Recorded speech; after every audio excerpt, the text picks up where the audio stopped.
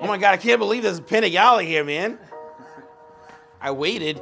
I wanted to get a Panigale before. I just didn't want to jump in while they were in the middle of revising of the original. I'm like, I don't want to jump in the middle. Typical Ducati, they said that they made a final edition of the V2 and then they made another V2. So it's not really a final edition. Yeah, I'm so excited right now. I know, I wish it was nice out so you could take it for a ride. This is wild. This is crazy. This is so crazy. Money work.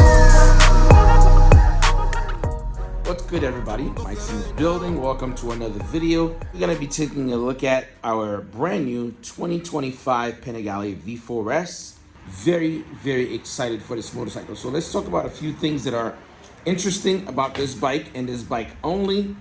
It has a linking brake system. That means when you apply the front brake, you don't need to necessarily actuate the rear brake because you can trail brake with this bike just by hitting the front brake, and it'll continue to apply some pressure in the rear. So coming hot into a corner and exiting into a corner, the bike will kind of do some of the work for you, some of the heavy lifting.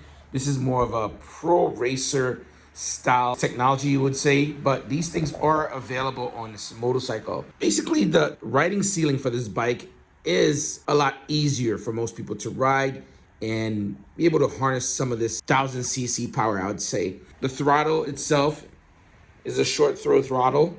Also, there's no slack on the throttle like most people usually see on Ducatis. This one's running a V4R throttle. There is no play in it whatsoever. Also, you only have to twist it about 25% before you get full throttle. It is a wet clutch. You can convert the bike to a dry clutch if you choose to, but since I'm going to be using this bike on the regular, like how I do with all my bikes, less maintenance, so I'm keeping it wet clutch. Of course, we're going to be doing the clear clutch cover by Rizoma. Very excited for that. The tank itself goes all the way at the very bottom of that motorcycle. So just a heads up, that big piece you're seeing at the bottom in red, that is the part of the gas tank, by the way. It has a lithium ion battery in it. And of course, the controversial dual swing arm. Also, huge shout out to motivationusa.com, guys. Shop motivationusa.com for all the parts and accessories that you might need. This bike is extremely modular. Even when you look at the cockpit, everything could be split with the headlight, the side of the fairing, the turn signals that are on the mirrors can be removed fairly easy. And this bike is designed really with track people in mind. That's why you got the modularity of this motorcycle. It's all designed for you to quickly take it apart, remove the side fairing, replace the headlight, remove the turn signals and the mirrors, and quickly get up and go. This is what this bike is all about. Lots of power, ease of use. You can get the bike as a V4, and you could also get the bike as a V4S. If you're gonna be shelling out that kind of money, like I tell people, you wanna go with the V4S model, guys. Some of the benefits that you're gonna get with the S model. You're gonna have Öhlins rear suspension, automatic. You're also gonna have Öhlins front forks, and these are automatic as well. They're continuous updating based on your riding style. You're also going to get the forged Ducati wheels. These are not OZ wheels. Granted, they do remind me of OZ wheels, the styling. Let's take a quick look. Very much like OZ wheels. These are dedicated Ducati wheels, guys. Also, I know people have talked about this, the profile of the tire. They feel like it's smaller than the 2024 model. That is not true. It's the same profile, same size rear tire. Same thing that's on my Street Fighter V4S as well. Big and beefy. You're also going to get yourself the new high pure caliper. You definitely gonna need a lot of stopping power on a motorcycle like this. Only the best of the best. Also, I'm very curious to see some of the aftermarket mods that they're gonna make for this motorcycle. It does have an underslung Brembo caliper for the rear, which makes it a lot easier for the bike to change rear tire. Ducati's keeping that stuff in mind. They also have a lot of heat shielding on this motorcycle because of the heat that Ducati is known for. They are doing their best to manage a lot of that heat moving forward. This is why you're seeing a lot of advanced technology on this bike. They're trying to challenge things and make things a little bit different on how it's gonna work. Another thing that's super important about the new Panigale V4S, Ducati has gone back in time a little bit. It does have a full frame now, not just a monocoque frame at the very front, and it has a swing arm. Again, rigidity is the name of the game. That way you have a little bit of a flex.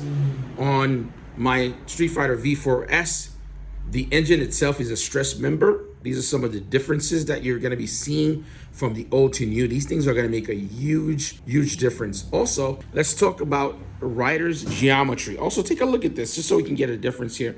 See the tail here? At first, I was a little bit hesitant. You know what this reminds me of? If you guys are comic book fans, I'm currently reading Absolute Batman. It feels like the design fits the aesthetic of Absolute Batman, right?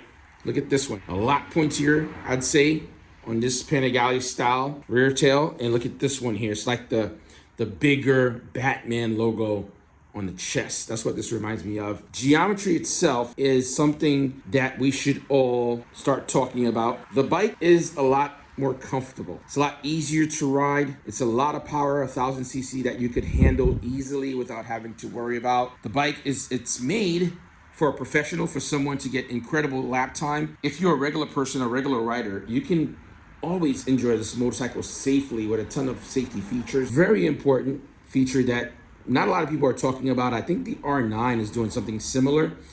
The data information that this bike gathers, if you're doing track days in order to improve your riding style, it collects a ton of data. Your lean angle, brake sensitivity, throttle control, how much you're giving it, how much you're opening up into a corner. Everything on this bike tells you. You can basically map your entire track and see what you're doing when you're doing it. Again, this bike is an absolute marvel. It's not just a flex bike on just how it looks. If you're looking to improve your riding, your track style riding, or just overall perform better, this bike can definitely help you harness some of that skill. Let's take a look at the front. Again, everyone talks about the front of this bike because, you know, it's a little bit different than what we're usually used to. Me personally, I'm definitely gonna do carbon and winglets on here. If you watch one of my more detailed videos, actually with the lighting here, you can actually see better detail on how the front of the bike is. So in most photos, you can't really tell. Take a look. See, you can really see some of the details. Let's see here, guys. Can you see that? Very interesting design. It's very different. Take a look at the air intake. Pretty big. The bike looks absolutely beautiful and can't wait to start modding it and doing some cool mods. Again, motivationusa.com if you're looking to support what we do here on the channel. Take a look at the side vents on the side of the tank, man. These things are really cool. You still have access to the air filter right on the side. All you have to do is turn the steering column and then you'll be able to get to the air filter. And of course you have the lithium ion battery right below here. I just need to find where my battery tender lead is actually. I don't know where it's at. That's a great question. I didn't spot one. Let's see here. Usually throw it on. Oh, here's my battery tender lead. I'd be very shocked if they didn't throw one onto the bike. They always do. Yeah, very excited for this motorcycle. Also, I know a lot of people are a little nervous about the seat height. It is a tad bit taller, so heads up if you're a shorter person, or if you have a low inseam, that might be something, but they do have a lowering kit for this motorcycle. Also, we have to talk about this. I'm super excited to get an SE Project exhaust on this motorcycle. You guys know all of my bikes are rocking SE Project exhausts. Pretty much on the Street Fighter, Aprilia, my Ducati Monster, my Hypermotard 939. Everything runs SE Project. I love their exhaust. Sounds incredible. Very MotoGP-ish inspired style. So can't wait for that. And it's gonna be a dope 2025, guys. If you're tuning into this video, make sure you hit that thumbs up, subscribe. If you have any questions regarding the bike, I'm more than happy to answer it. This is not a display model. This is not like a dealership. Let me sit on it and give you my quick thoughts and opinion. This is someone that actually have the bike and owns the bike. Stay tuned for that first ride, first impression on the bike. Catch you guys later. Peace.